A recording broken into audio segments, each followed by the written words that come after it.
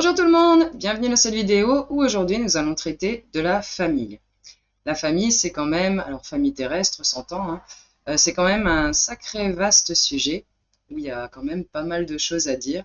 Et du coup, aujourd'hui, en voyant mon petit arbre de vie là, que j'ai mis en collier, je me suis dit, tiens, l'arbre de vie, racines, ancêtres, voilà, les générations futures, bah, j'ai envie de parler de la famille aujourd'hui.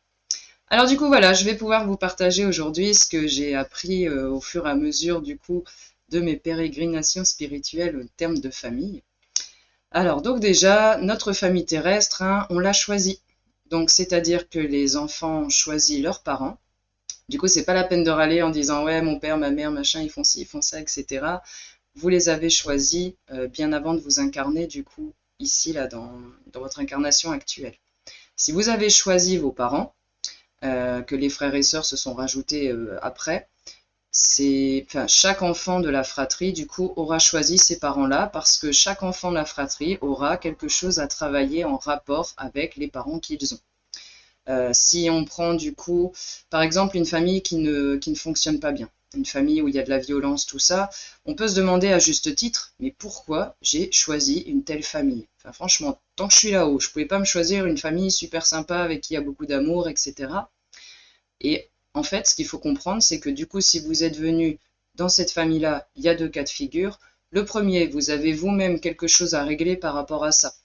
Admettons qu'il y a beaucoup de violence, vous êtes venu vous confronter à cette situation de violence pour pouvoir apprendre comment transcender ça.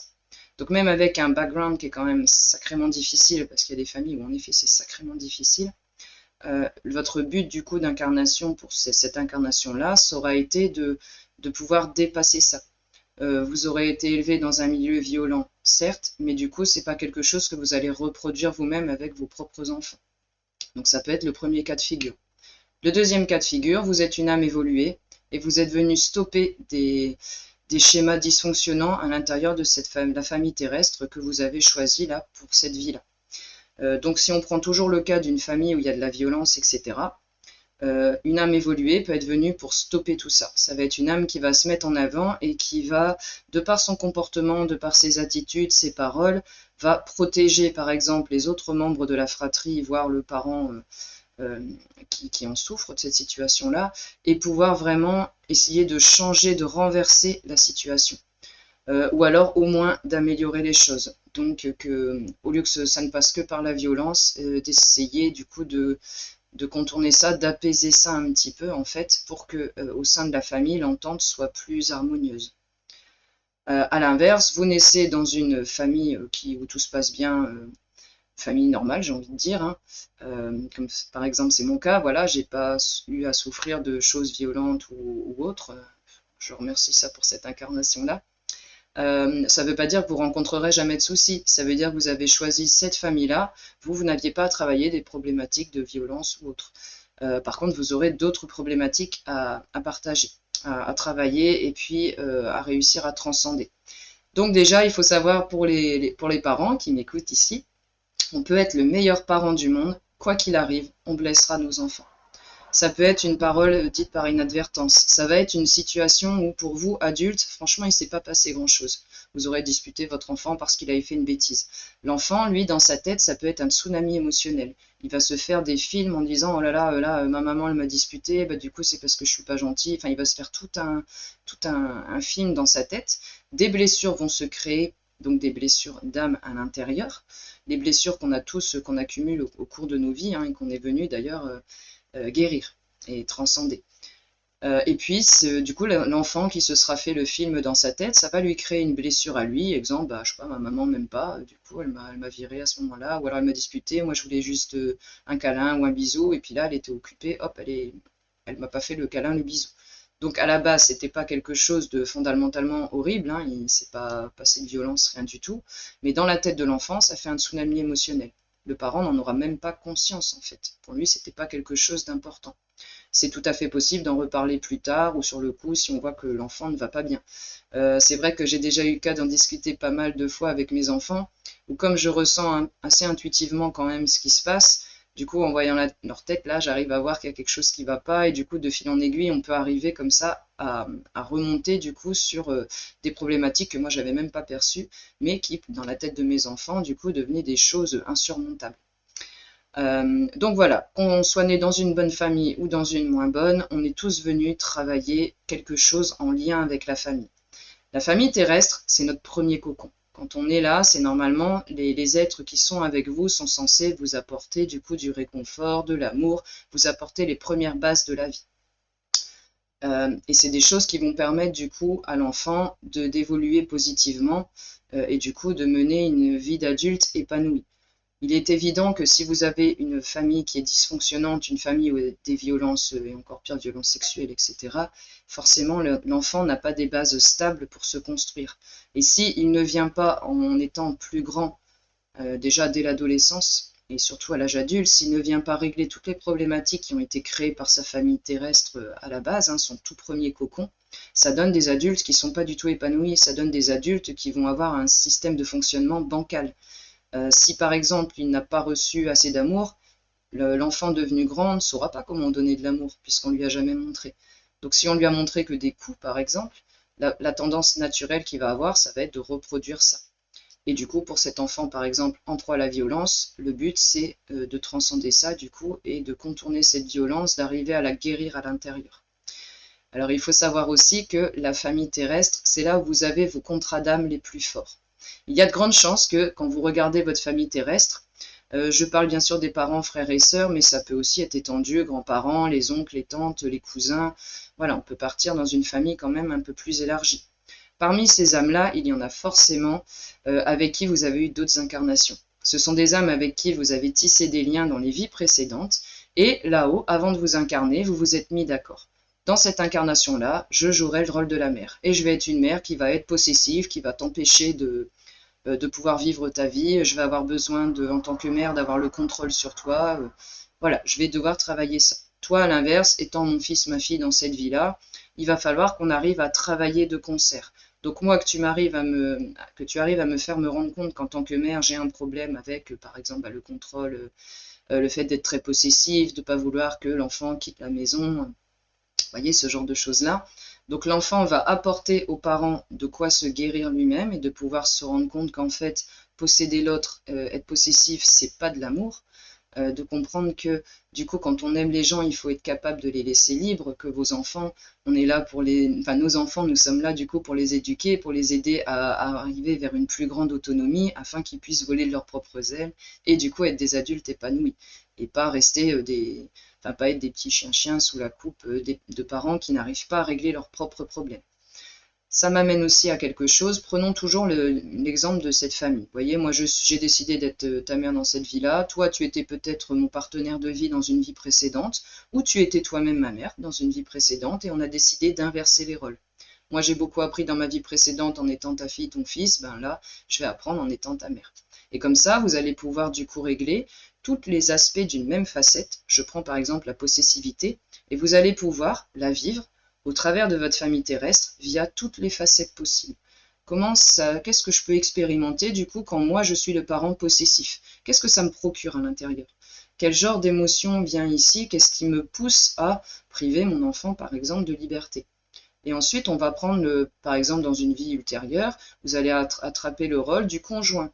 Du parent qui est du coup possessif. Vous allez pouvoir le voir du coup en termes d'adulte à adulte pour pouvoir essayer d'expliquer par exemple à votre partenaire pourquoi la possessivité c'est quelque chose qui vous gêne, que ce soit envers vous, envers vos enfants, pour pouvoir le voir du coup d'une autre facette. Sous une autre vie, vous allez encore venir, mais cette fois-ci par exemple dans le rôle de l'enfant qui va se rebeller contre cette possessivité, qui va du coup voir ce que ça procure du coup comme émotion, toujours pareil, ce que ça fait d'avoir une entrave de liberté, et du coup d'avoir cette volonté profonde de sortir de ça et de pouvoir contrer cette possessivité. Et ainsi de suite. Quand vous aurez expérimenté du coup toutes les facettes d'une même notion, d'une même leçon d'âme, si je puis dire, là en l'occurrence l'exemple du jour, la possessivité, quand vous aurez réussi à comprendre les différentes choses qui tournent autour, comment ça peut impacter des personnes de manière différente, que vous aurez transcendé du coup, réussi à surmonter ce qui vous bloquait à ce niveau-là, il n'y aura plus besoin de passer par cette case-là. dans votre prochaine incarnation, du coup, il n'y aura plus de problème de possessivité. Naturellement, ce sera quelque chose, la possessivité, ça ne vous parlera pas. Ce n'est pas quelque chose que vous aurez envie d'expérimenter. Vous aurez fait le tour de la question. Donc, les contrats d'âme, c'est vraiment quelque chose d'important à comprendre dans la vie terrestre. Et notamment au sein de la famille, puisque, comme je l'ai dit précédemment, c'est notre premier cocon. Donc, c'est vrai que, une fois qu'on a compris ça, ça nous permet de prendre du recul par rapport, du coup, à notre famille terrestre. Je vous ai parlé des contrats d'âme, donc le fait que de vie en vie, on choisit d'adopter différents rôles au sein de notre famille. Il se peut tout à fait qu'au cours de cette incarnation-là, par exemple, dans votre famille terrestre, il y ait parmi vos proches quelqu'un que vous n'avez, une âme avec qui vous n'avez pas eu de lien précédemment. C'est tout à fait possible aussi. Vous allez venir ensemble dans cette vie-là pour expérimenter une leçon donnée, expérimenter une situation de vie donnée. Et forcément, vous allez créer des liens dans cette vie-là, donc qui dit que dans d'autres vies, du coup, vous allez poursuivre les liens que vous avez eus. On va aborder un thème qui est moins sympa aussi, mais ô combien important pour le thème de la famille, les relations toxiques. Vous avez donc des contrats d'âme avec votre partenaire, avec les oncles, les tantes, les grands-mères, les grands-pères, etc. Vous êtes venu expérimenter plein de leçons en lien avec la famille. Et parmi les liens qui vous posent le plus problème, qui nous posent le plus problème dans cette incarnation-là, c'est bien les liens toxiques. Qu'est-ce que c'est qu'un lien toxique du coup? Vous allez facilement vous en rendre compte, c'est quand vous allez voir une personne de votre famille, prenons par exemple, voilà un cas de figure classique, vous avez une cinquantaine d'années et puis vous allez voir vos parents qui ont forcément, qui sont plus âgés que vous, donc on va dire qui ont 70-80 ans, et qui vivent pas très bien, par exemple, la fin de vie. Ou vous avez eu une relation qui a toujours été tumultueuse avec un des parents ou avec un frère et sœur, peu importe. Le lien toxique se reconnaît dans le sens que quand vous voyez cette personne, forcément, ce qui vous revient, c'est toujours négatif. Après avoir vu cette personne, vous allez vous sentir frustré. Vous allez, parce que vous n'aurez frustré, par exemple, vous aurez l'impression de ne pas pouvoir dialoguer avec cette personne, qu'elle ne vous entend pas. Vous allez vous sentir complètement à plat. C'est oh là là, je l'ai vue, elle m'a vidé de mon énergie. Et c'est exactement ça. Les liens toxiques sont des liens qui vampirisent une personne. Une personne, inconsciemment, en vampirise une autre en lui piquant ses énergies, en fait. C'est souvent une personne toxique, c'est quelqu'un qui n'a pas travaillé sur soi. Donc qui a refusé d'aller voir ses propres zones d'ombre à l'intérieur. Et comme on n'a pas été travaillé sur ces zones d'ombre à l'intérieur, donc tout ce qui est nos croyances limitantes qui fait ça nous empêche, on nous empêche nous-mêmes d'être heureux et libres, on va le reporter sur les autres. C'est pour ça qu'il y a tellement de parents qui vivent, par exemple, des choses par procuration via leurs enfants. Ou qu'il y a tellement de parents qui disent « je comprends pas, moi je pourris la vie de mes enfants parce que j'arrive pas à stopper le contrôle, j'arrive pas à faire confiance, j'arrive pas à déléguer ». Enfin, il y a vraiment des dizaines et des dizaines de situations possibles et de choses que vous avez à vivre. Et c'est quelque chose qui est pesant à la fois pour l'être qui est toxique et à la fois pour l'être qui se fait intoxiquer, vous voyez. C'est pas une relation pérenne qui fait du bien. C'est quelque chose, une relation où les deux vont se tirer mutuellement vers le bas. Et donc, quoi qu'il arrive, vous pourrez essayer ce que vous voulez comme façon de fonctionner avec cet être-là, ça ne fonctionnera pas. Parce que ce que vous êtes venu expérimenter, du coup, c'est justement d'être capable de couper le lien toxique.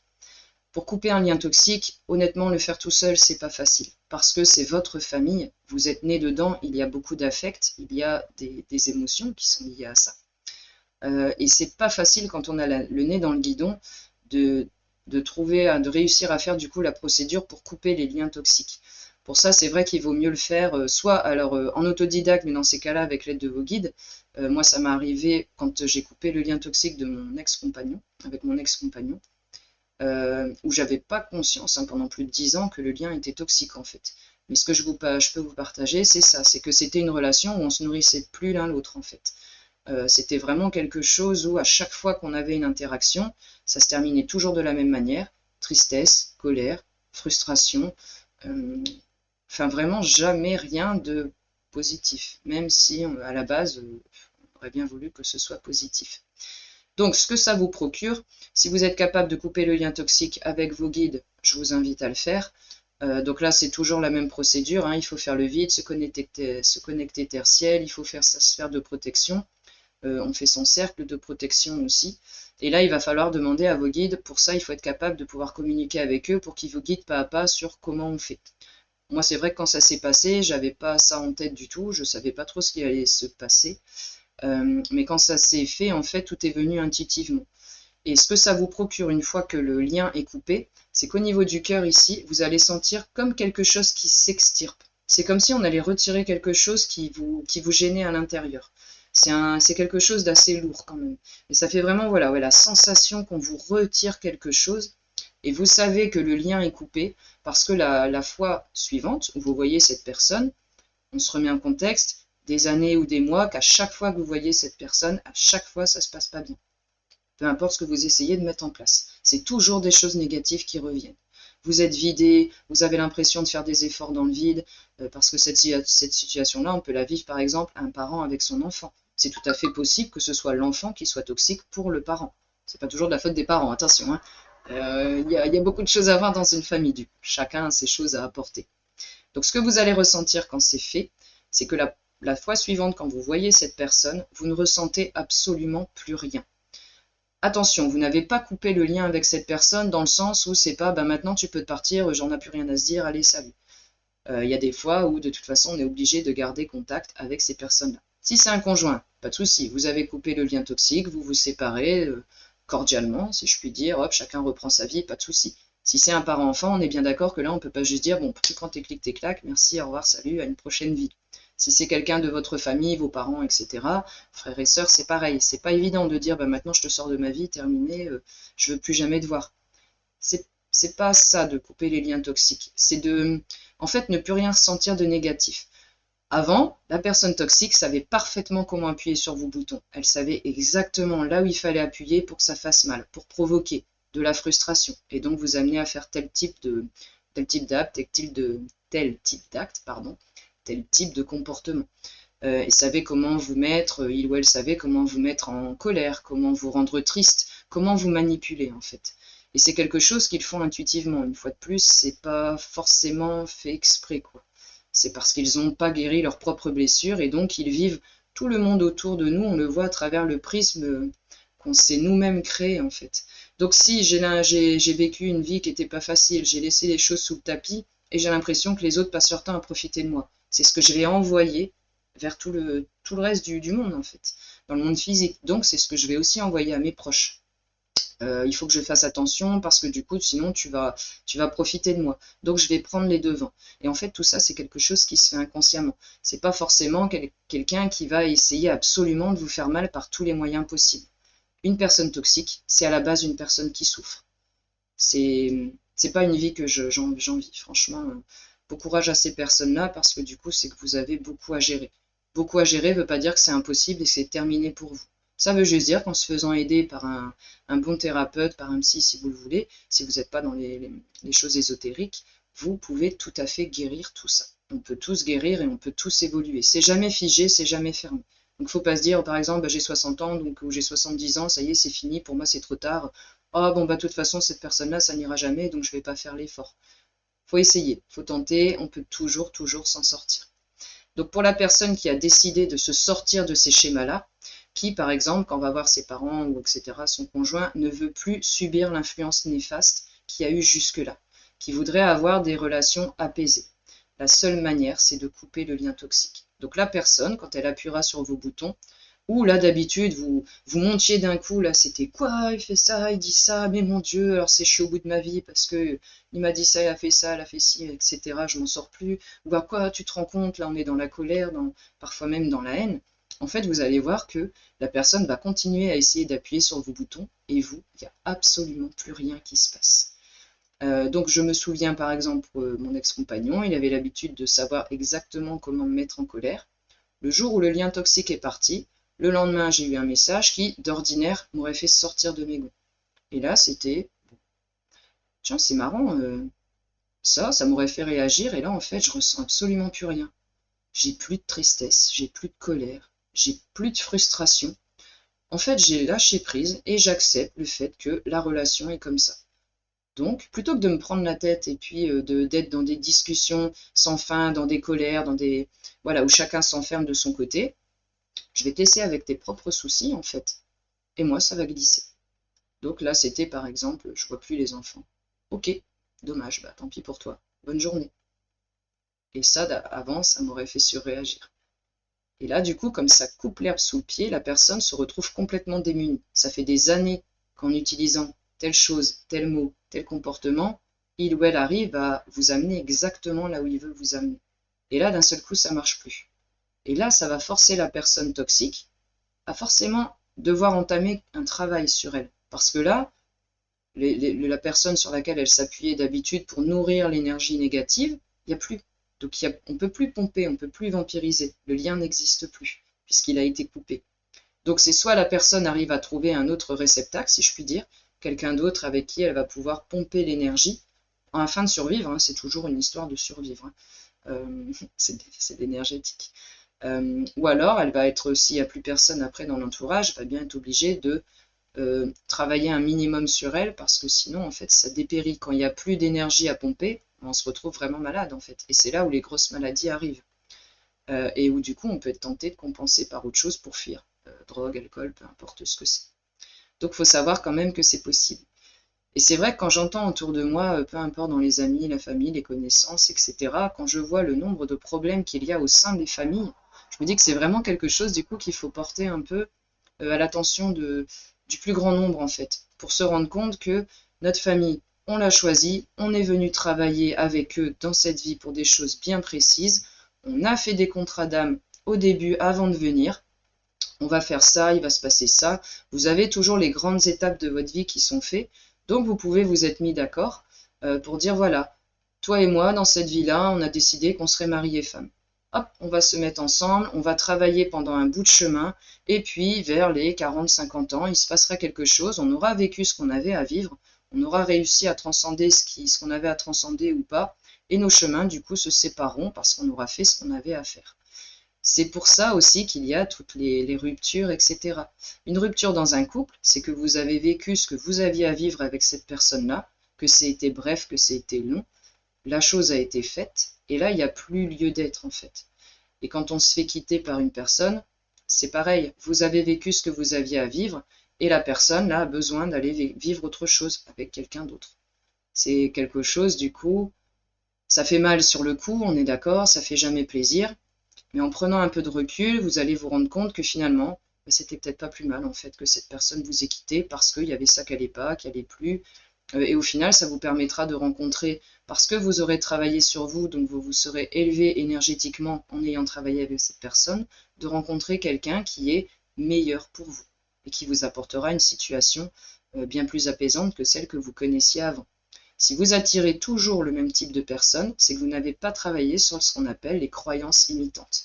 Moi, je suis pas assez bien pour avoir un homme gentil, par exemple. Voilà un exemple de type croyance limitante. Moi, je suis pas intéressante, donc j'aurai jamais personne. C'est quelque chose qui est profondément imprimé en vous, c'est dans votre subconscient, et comme c'est à l'intérieur, ça s'expose à l'extérieur. Donc tout ce qui rayonne autour de vous, ce que les gens ressentent intuitivement, nous sommes tous intuitifs. Nous ressentons tous les énergies des autres. C'est inconscient, on ne s'en rend pas compte, mais en fait, on réagit de manière conditionnée, en fait. On reçoit cette énergie-là, on réagit de cette façon-là. Toi, t'es pas assez intéressant pour que je m'intéresse à toi. C'est ce que tu envoies, c'est ce que tu émanes. Bah, je m'intéresse pas à toi. C'est ce que tu veux, donc il n'y a pas de souci. Toi, bah, tu es toujours en colère, en fait, t'as pas envie qu'on vienne te parler. Tu t'es bloqué comme dans un mur, tu es toujours en train de faire la tronche, ou alors tu es toujours en train de regarder par terre. Tu te coupes volontairement de tous les autres. Du coup, tu te retrouves tout seul. Et après, toi, ce que tu te dis, c'est je comprends pas, je suis toujours tout seul, j'ai beau faire autant d'efforts que je veux, essayer d'aller autant de fois que je veux vers les personnes, ça marche pas. Voilà, c'est exactement la même chose, les mêmes types de liens au sein de la famille terrestre. Et du coup, c'est encore plus fort, puisque forcément, votre famille terrestre, c'est votre premier cocon. Donc c'est là les âmes avec qui vous avez tissé les liens les plus forts. Il faut savoir que le lien entre parents et enfants, c'est un des contrats d'âme les plus puissants qui existent. Donc, rassurez-vous, parents qui écoutent, je sais que vous faites ce que vous pouvez pour vos enfants. Le but, c'est pas de se culpabiliser, de dire oh mon Dieu, j'ai fait ça, mais alors en fait je voulais être comme ça et puis j'ai fait ça à mon fils, ma fille, etc. et j'arrivais pas à ça. La culpabilité, en fait, ça vous tire vers le bas. ça vous fait vriller. En termes d'énergétique, ça m'arrive comme tout le monde, hein, de me sentir coupable pour quelque chose. C'est comme si ça faisait un gros tourbillon. C'est noir, c'est gris, hein, il n'y a pas de couleur dedans. Et ça vous vraiment, ça vous aspire vers le bas. Ça, je l'ai déjà vécu en direct. Et en fait, on sent l'énergie votre niveau énergétique qui diminue, qui est vraiment, qui tombe, comme un peu de l'eau dans un évier. Vous voyez, vous avez enlevé la bombe, tout tombe. Et là, c'est exactement pareil. Chaque fois que vous avez des émotions négatives, ça vous siphonne vers le bas. La honte, la culpabilité, ce sont des émotions extrêmement puissantes et ça vous tire vers le bas à une vitesse vertigineuse. Quand on en prend conscience, on arrive à prendre du recul.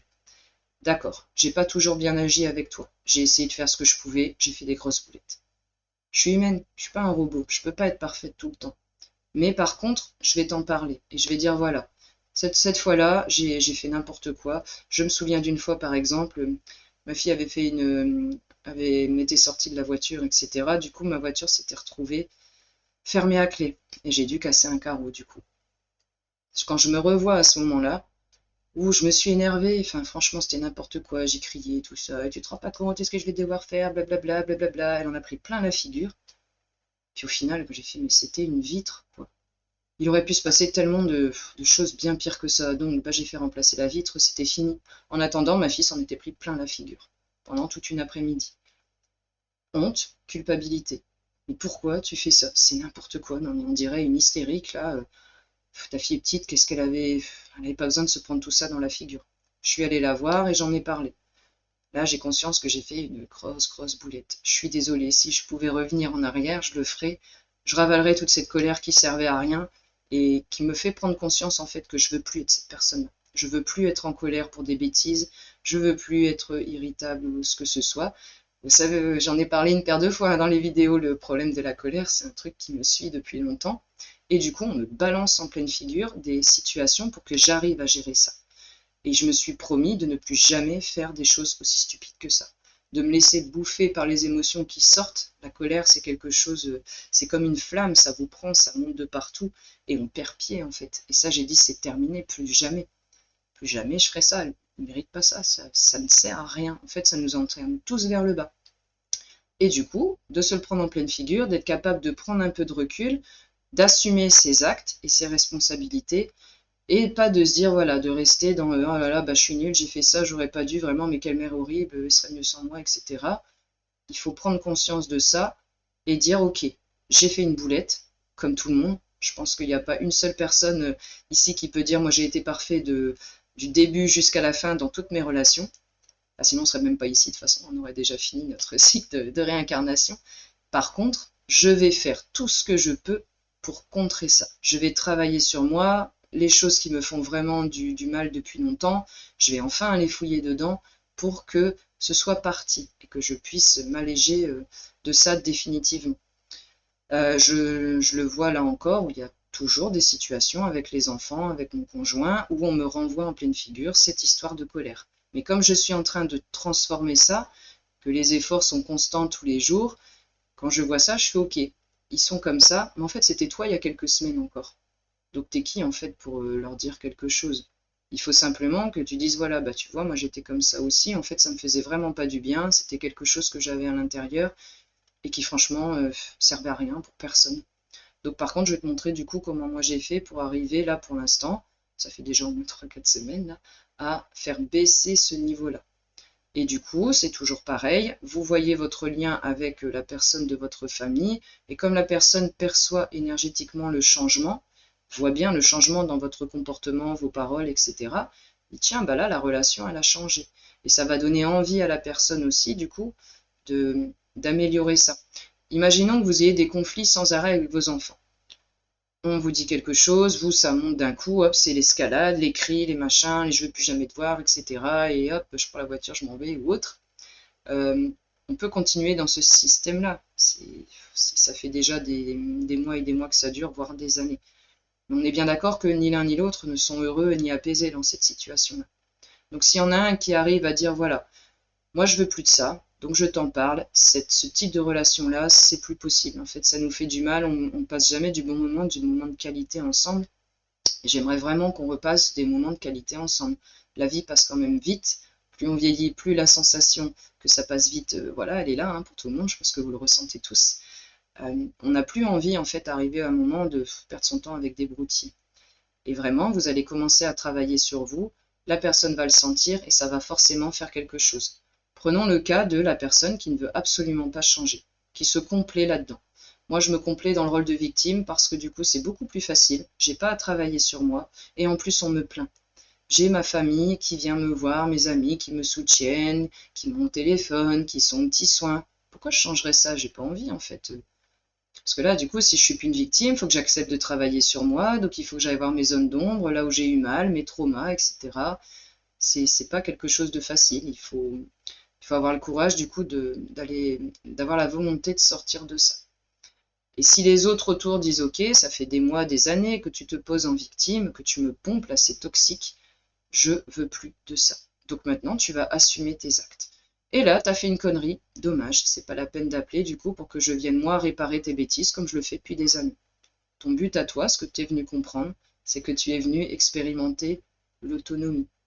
Tu vois, ne plus dépendre des autres, ne plus être obligé de pomper les autres, que ce soit en termes d'amour, d'affection, d'argent, énergétique, euh, de pouvoir subvenir soi-même à ses propres besoins. Là, on est dans le cas du coup, vous savez, je vous ai déjà dit qu'il y avait plusieurs types d'ouverture de conscience. On a des âmes jeunes qui n'ont pas eu beaucoup d'incarnation. Ça, typiquement, ce sont par exemple des enfants qui resteront un peu toujours enfants dans leur tête, en fait. Même à 25 ans, ils ne seront pas autonomes. Il y aura toujours besoin, il y aura toujours des boulettes, et il faudra qu'il y ait papa, maman, les frères et sœurs, machin, qui viennent aider ces âmes-là.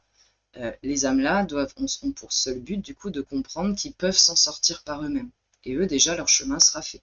Plus vous évoluez spirituellement, parce que vous aurez eu beaucoup plus d'incarnation, donc beaucoup plus d'expérimentation, plus on va vous faire travailler des leçons plus affinées. Vous voyez, des choses plus compliquées à gérer parce que vous pourrez le gérer.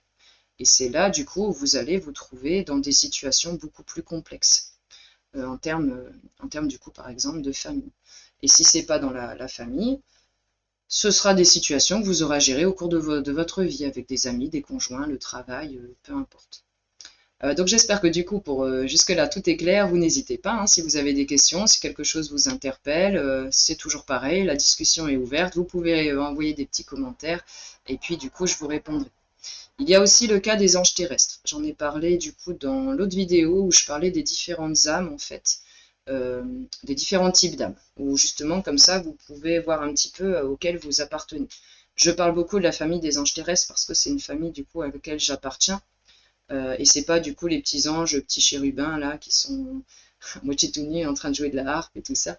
En fait les anges terrestres, voilà, ce sont des personnes comme tout le monde en fait, qui ont eu pas mal d'incarnations. On vient d'un autre plan en fait. Et il y a beaucoup de sous-catégories de familles, si je puis dire, dans les anges terrestres.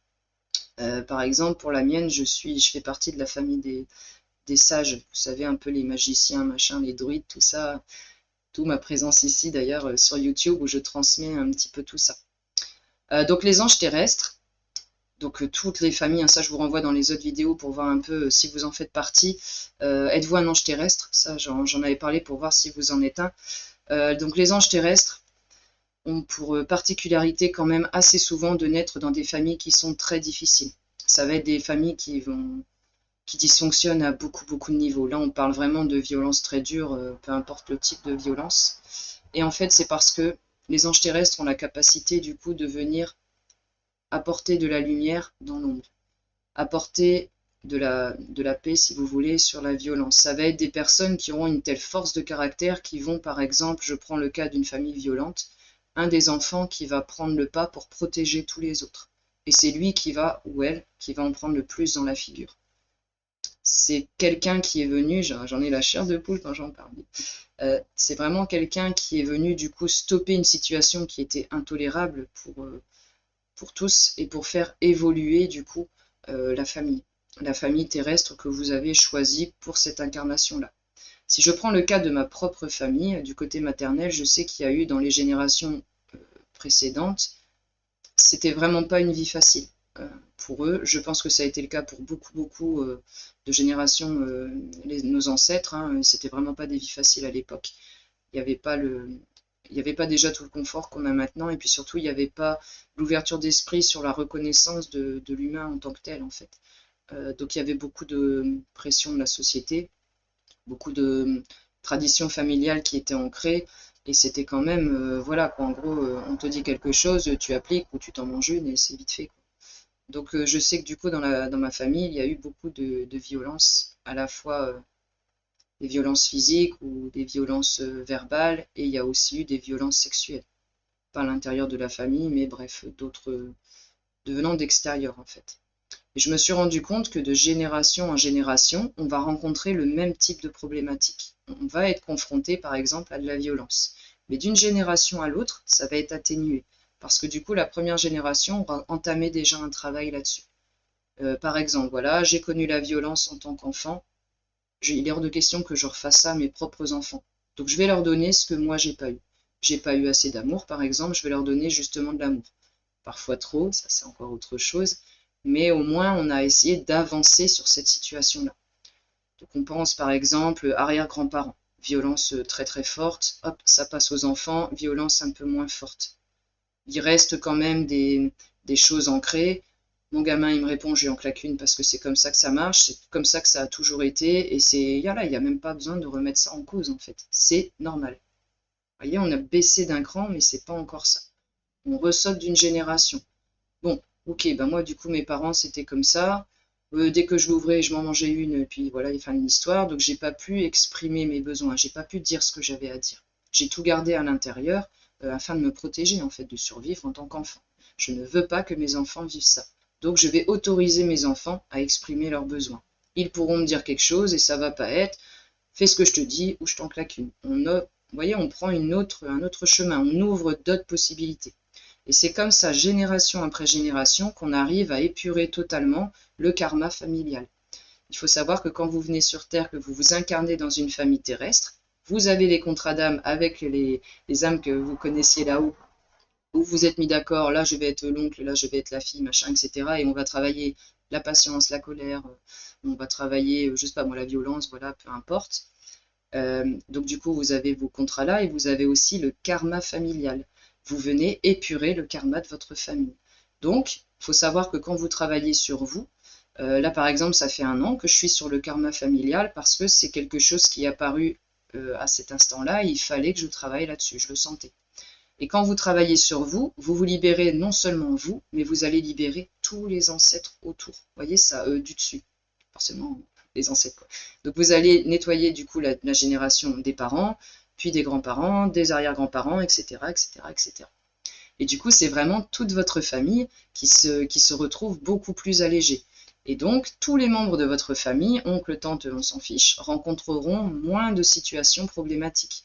À partir du moment où dans la famille, tout le monde a bossé sur lui, il n'y a plus de soucis. Famille nickel, le genre de truc que vous pourriez voir dans les pubs. Vous voyez, avant d'en arriver là, bon, on a quand même beaucoup de boulot, hein. On est tous des familles de pubs, mais du coup, de toute façon, les pubs, c'est pas vrai, hein, on est bien d'accord. Donc là, le but, c'est d'être vrai à l'intérieur, en fait. Et du coup, vous allez pouvoir constater, en bossant sur vous, à quel point ça change, du coup, dans l'atmosphère de la famille. Voilà du coup ce que j'avais à vous dire pour aujourd'hui. J'ai pas d'autre chose qui vient, donc je pense que là pour l'instant on a fait le tour de la question. Si, quelque chose d'autre vient quand même.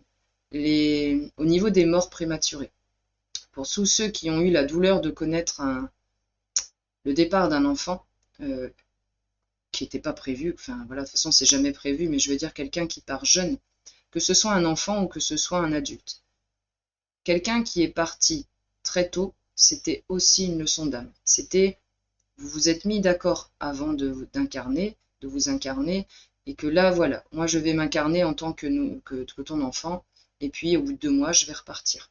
Parce qu'il y aura eu quelque chose à créer à partir de là. Une leçon d'âme pour les parents, ça va les faire travailler à travers alors on est d'accord, hein, la douleur insoutenable qui est le deuil d'un enfant ou d'un proche parti beaucoup, beaucoup trop tôt, ça va permettre du coup de relâcher quelque chose qui était bloqué à l'intérieur et de pouvoir travailler là-dessus. Et peut-être même d'en faire une force en fait.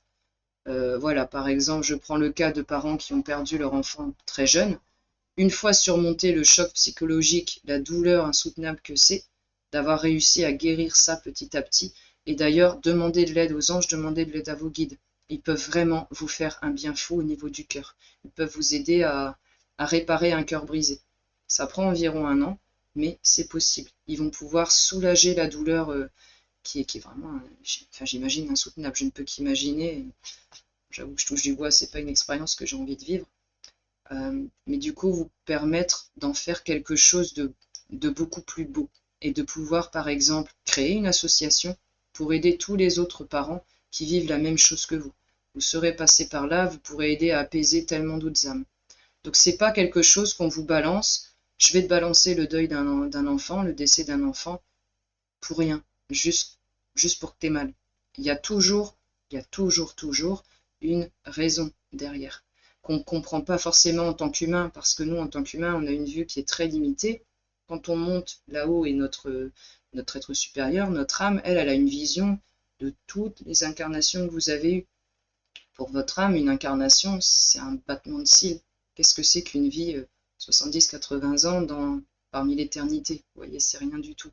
Donc l'âme, quand elle, avant de redescendre, pour elle, elle dit, bon, bah voilà, on a décidé, on va passer le deuil, bon bah d'accord, ça va être compliqué, mais après, on va faire ça, ça va monter, etc. On va pouvoir bâtir telle chose, on va pouvoir aider, impacter des centaines, voire des milliers de gens.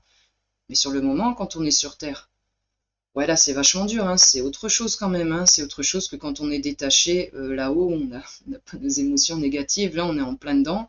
Et quand on est sur Terre, on est en PLS parce qu'on vit tout, quoi. Et là, quand on comprend pas, on se dit, mais pourquoi?